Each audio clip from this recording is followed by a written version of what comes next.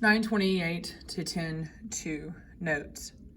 There is accompanying this a fill in the blank notes in Schoology. So during your project, I asked you to tell me which scientists you think were the most important for the development of the atomic model. Now I'm going to help you fill in some material. Okay, so the way that you're going to get to your notes is you're going to go to your class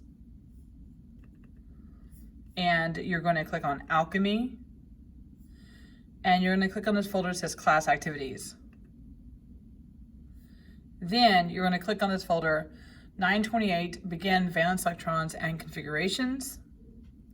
This is a slideshow that I'm using currently. And these are the notes that you're filling in as we're going through this. So you open that up. And as I go through this next section with the scientist, you will be writing on your document the scientists and their contribution. So the first guy we want to note is Democritus, 460 BC, first atomic theory. He gives us the idea of an atom, which is the word that we currently use today, means indivisible. Don't really care about who his student was. I'm making the point here with Aristotle because everybody thinks Aristotle was amazing and brilliant, and he thought that your elements were water, fire, earth, air.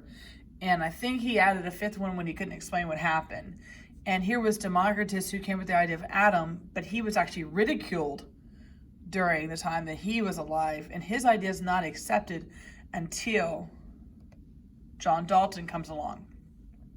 And so John Dalton composes his atomic theory, and you did your research on him, so you know that he was early 1800s, and he gives us these 4 parts, and there's a reason why it's a theory and not a law. And so on the next slide, you're going to see that I have these tips next to it. And these two are in red and black, and they're pointing out that that's actually why we don't accept Dalton's atomic theory as law. Okay? It has a good basis for it, but it's going to remain a theory because we disproved point 2 and point 4. So in regards to your notes, so you've been filling these in. If you scroll down, here's where we're going to put Dalton's atomic theory, and we're going to put those colored boxes that I have next to it right here. So number 1 says all matter is composed of very small indivisible particles called atoms, and that we know comes from Democritus. Atoms of the same element are alike in weight and other properties. Atoms of different elements are different in weight and other properties. I've had some students say carbon is carbon and carbon is not nitrogen. That was disproven when we discovered isotopes, because isotopes have the same number of atomic number, but they differ by the number of neutrons. And that difference in neutrons actually plays a role in the properties that that atom is going to have and portray. Number 3, compounds are formed by the union or separation of definite number of atoms. That's the law of definite proportion. That's how we know that when I say water, you know the formula is H2O. I have 2 hydrogen bonding with 1 oxygen. If I say carbon dioxide, it's 2 oxygen and 1 carbon. So that one's true. And number 4, atoms do not divide in chemical reactions. Only whole atoms unite with other atoms.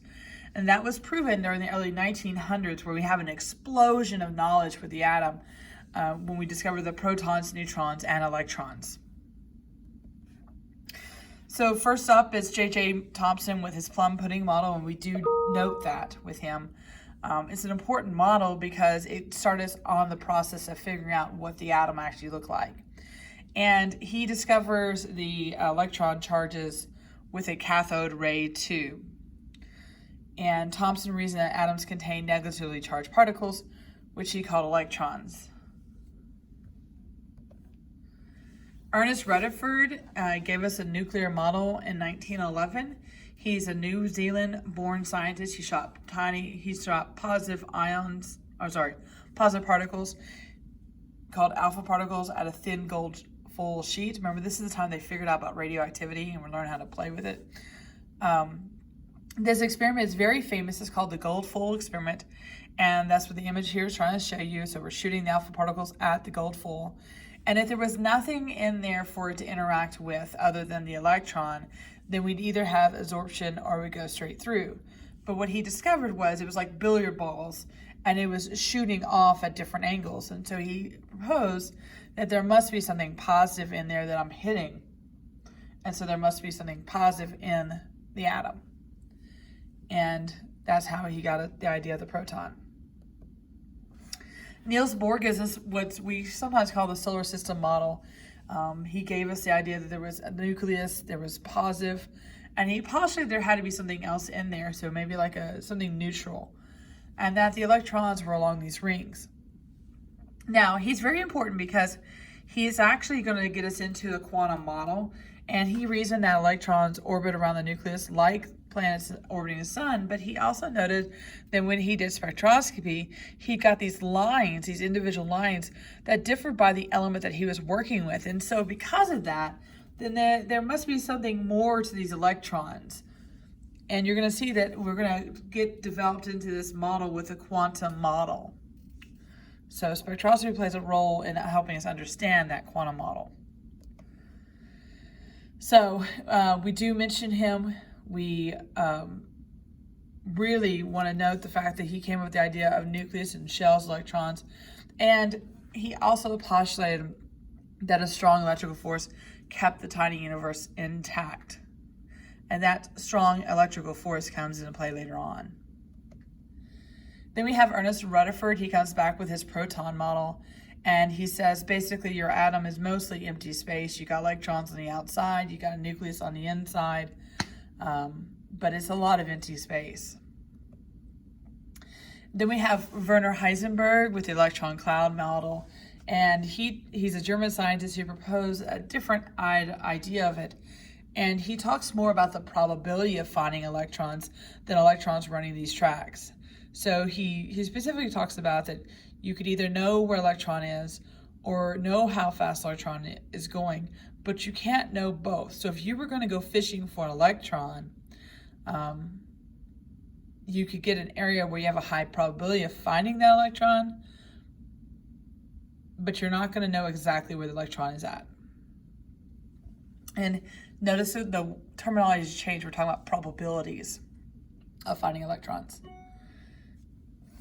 So then we have James Chadwick, who gives us the electron cloud model. And James Chadwick is a British scientist, found that the nucleus also included uncharged and neutral particles. Remember, Bohr kind of postulated there had to be something there. And Chadwick is going to discover it. He does work with Rutherford. A lot of these guys have connections. Bohr had a connection back to Rutherford as well. And he reasoned neutrons were important in holding positive charged protons together. A lot of y'all talked about the MAUD report. Absolutely. James Chadwick was instrumental on writing the MAUD report and determining that he led the foundation for America beginning the Manhattan Project, which developed into the atomic bomb, the two that we detonated over Hiroshima and Nagasaki. He actually ends up spending the rest of his life suffering from insomnia because he can't sleep because he realized what he did.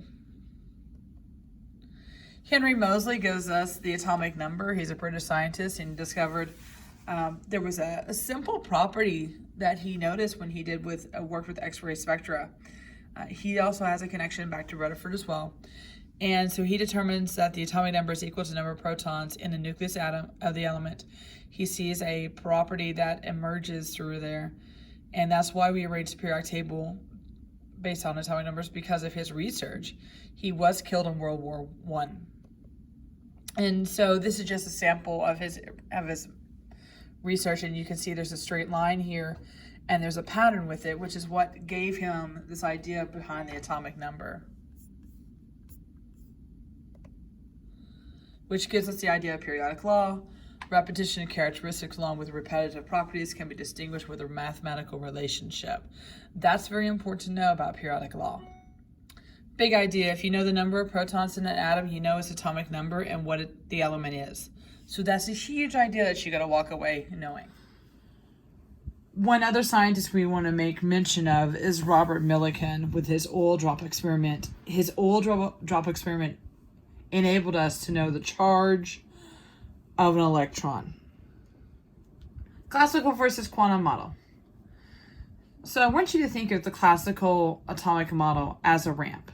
And the idea is, if I'm an electron, I can go up and down that ramp as much of a distance as I want to go.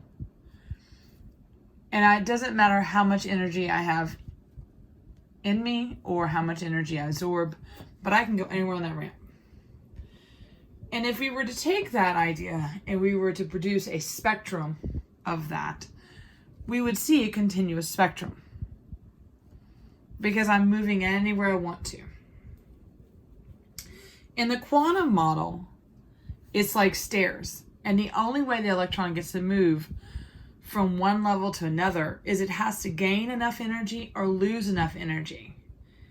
And when it does that, it ends up either emitting light or absorbing light in discrete packets called quanta, like we see here with the emission and the absorption. And I talked about Niels Bohr and spectroscopy and how that was going to lead to some further advancements. And it does, because every element has a fingerprint spectroscopy on it. And so what happens with the 1900s is we have the chemists and the physics get together and they figure out the electron, thanks to de Broglie, exhibits a particle wave duality. So it's a particle, but it also exhibits these wave properties, so therefore it has both in it. So the quantum model really gets started with Max Planck in 1900 with black body radiation. And essentially what this means is, up until Max Planck had his idea and figured out this constant that makes everything work, we had what was called the ultraviolet catastrophe. So if you were standing next to a fire or a Bunsen burner, you would end up dying from the ultraviolet that was being emitted by that, because you had this exponential increase of energy. Now, we all know we're all alive, so that can't be true. So Max Planck gives us this idea with black body radiation and actually produces a constant that actually pulls this graph back onto itself. It actually explains why when you have the wire gauze or the ring and you have it burning in the Bunsen burner, it produces a red hue of color. He actually helps explain that. So he is really the father of the quantum model. Others worth mentioning, Marie Curie. Again, I've talked about her multiple times in class. First woman to earn 2 Nobel Prizes. She really proved to people that women can think in the science field. Lise Meitner, the mother of nuclear fission. Julius Oppenheimer, father of the atomic bomb. Erwin Schrödinger, Schrödinger's cat, an equation. Otto Hahn, another one who was involved with the development of the atomic bomb. Muriel Organison, all worth mentioning.